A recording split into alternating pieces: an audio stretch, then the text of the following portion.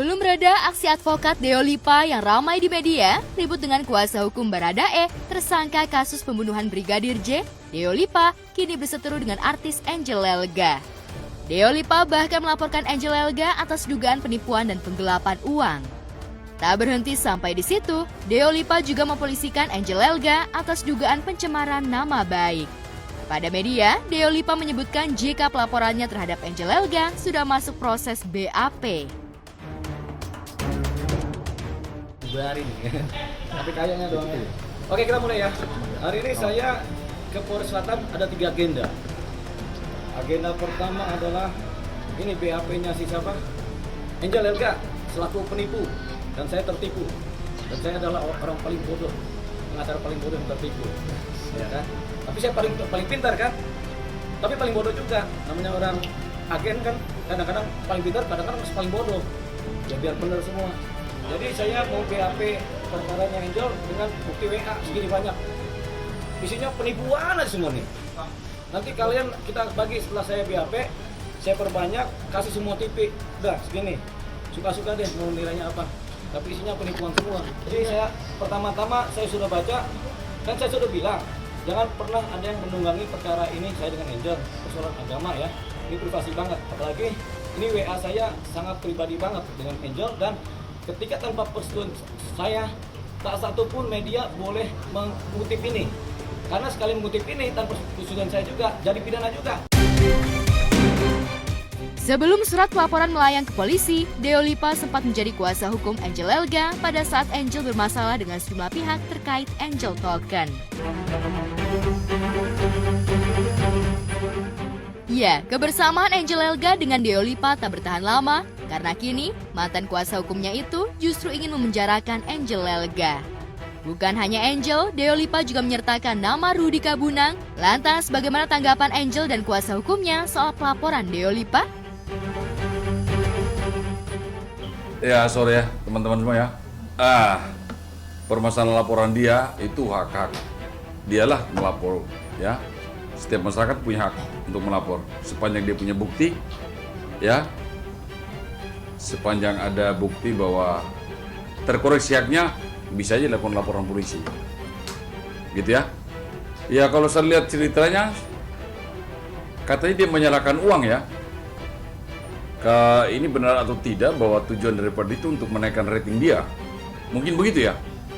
Karena kita belum masuk ke perkaranya. Saya berbicara sini selaku sahabat Angel ya. Dan juga selaku mantan pengacara Angel. Angel sudah komunikasi saya dengan WhatsApp. Ini sampai detik ini masih komunikasi ya. Jadi saya bicara sini kan belum melihat surat panggilan, belum ada pemeriksaan. Tapi kalau saya lihat dengar di YouTube katanya dia menyerahkan sejumlah uang gitu ya. Ya jangan-jangan si Deo Lipa ini naksir sama Angel. Mungkin begitu ya. Ya wajar kalau laki-laki kita menyerahkan duit, berikan duit pada wanita atau teman apakah kasih kita kan wajar-wajar saja begitu. Ya mungkin begitu juga ya. Kita kan tidak tahu. Nanti kita masuk perkaranya baru tahu. Selain Angel Elga, dalam pelaporannya itu, Deo Lipa menyeret nama Ozi Saputra dan Tata Lim. Sebagai sahabat dan manajer, keduanya dianggap sebagai orang yang paling mengenal Angel Elga. Belum tuntas pelaporannya pada mantan kliennya, belakangan advokat berusia 37 tahun ini juga berencana akan mempolisikan presenter berinisial FR atas dugaan pencemaran nama baik. Lalu apa alasan Deo Lipa mempolisikan sejumlah orang yang berpaling darinya? Ada seseorang tiba-tiba WA ke Tata. Isinya begini. Today itu kemarin. Today. Hey Tata Lim, apa-apaan tuh talent lo yang ngaku-ngaku pengacara? Maksudnya kan Tata kan talentnya kan kita. Kita ngaku-ngaku pengacara. Padahal kita udah 20 tahun jadi pengacara. 22 tahun mana? Semua bos-bos besar di negeri ini kenal kita sebagai pengacara kan? Ya belum kenal nih kita sebagai pengacara. Hey Tata Lim, apa-apaan tuh talent lo yang ngaku-ngaku pengacara?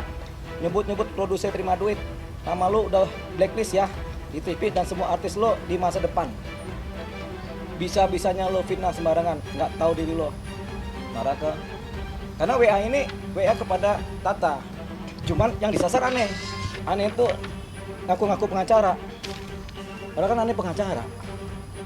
22 tahun jadi pengacara, banting tulang, darah-darah, ya kan? Sampai kita nggak bisa ngapa-ngapain demi jadi pengacara, berdarah-darah, kan? Seperti kata Angel kan, berdarah-darah dia kan?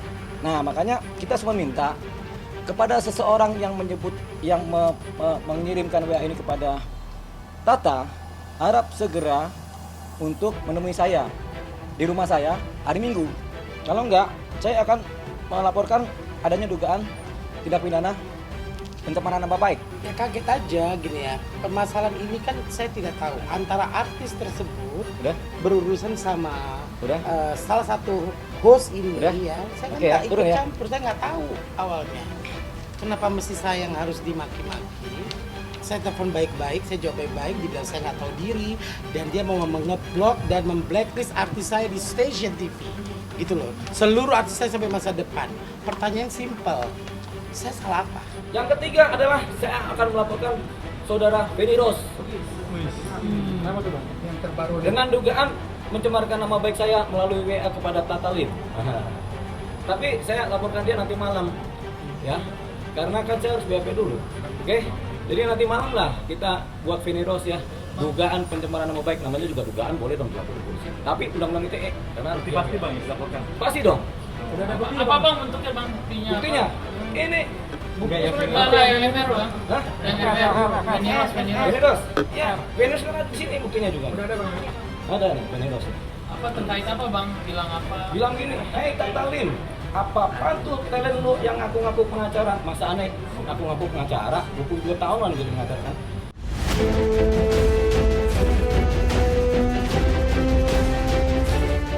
Niat Kartika Putri untuk membuat Richard Lee muncul akhirnya tercapai. Ditemani kuasa hukumnya, Richard menjelaskan secara detail bagaimana ia masih bebas sekalipun sempat berstatus tersangka. Bahkan kini Richard Lee juga aktif membuat konten di video berbaginya. Media sosial saya ataupun di acara media. Saking saya nggak bicara, sampai ada media yang tulis seperti ini. Ada suara.com gitu. Soal kasus Asma, Richard Lee ciut ditanya soal Kartika Putri ini. Sampai saya ribut dengan, saya berikan teguran kepada redaksinya dan diubah dulu. Saya bukan nggak mau ngomong ya, belum saatnya saya ngomong dan saya memang ingin kulit dalam masalah ini. Namun akhirnya hari ini saya putuskan untuk berbicara karena tidak ada jalan yang lain. Semua akan saya bedah.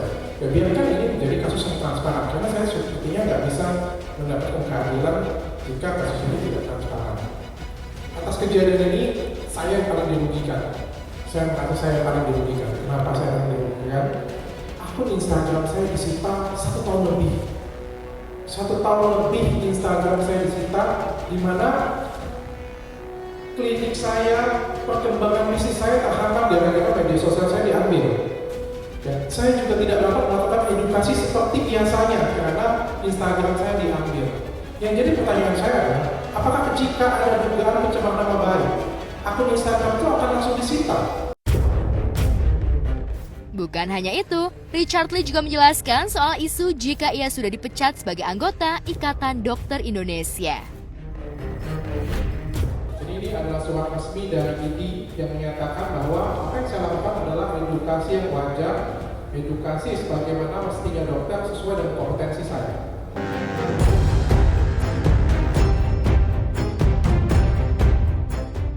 Sebelum ini, aksi Kartika Putri yang penasaran dengan sikap kepolisian yang terkesan membela seterunya sehingga membuat Richard Lee melenggang bebas di luar bui. Itu sebabnya, tak hanya satu kali, publik melihat Kartika Putri menyambangi pihak kepolisian untuk memantau kasusnya pasca tertangkapnya Adam Denny dan NM terkait kasus yang sama dengan Richard Lee. Lalu bagaimana reaksi Kartika Putri terkait penjelasan Richard Lee dan tim kuasa hukumnya? Siapapun tanpa pandang bulu, apabila melakukan illegal access, apabila berbuat seenak-enaknya melanggar peraturan hukum, ya akan dihukum siapapun. Saya di sini sebagai warga negara Indonesia ingin sekali meminta keadilan yang seadil-adilnya, dan saya minta tolong juga diperhatikan oleh Bapak Kapolri, Bapak Jenderal Polisi Listio Sigit, untuk memperhatikan kasus saya. Dan masalahnya masalah sepele banget yang nggak penting harus diusut sampai 2 tahun seperti sekarang. Dan dari azas, saya ketika berbicara syarat seperti tadi, saya untuk kepentingan orang banyak, untuk kepentingan siapa? Untuk kepentingan konsumen, untuk kepentingan masyarakat Indonesia yang pakai. Dan saya rasa Polisi Republik Indonesia itu bekerja untuk rakyat Indonesia, untuk melindungi konsumen, bukan untuk melindungi satu